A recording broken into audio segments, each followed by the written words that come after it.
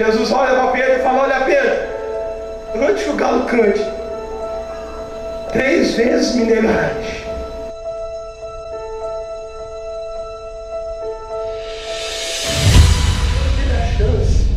De sapatear no retrocesso. Nesta noite eu quero lhe pedir para você ficar ali na retaguarda, porque hoje eu vim ministrar para aqueles que precisam de superação nesta noite.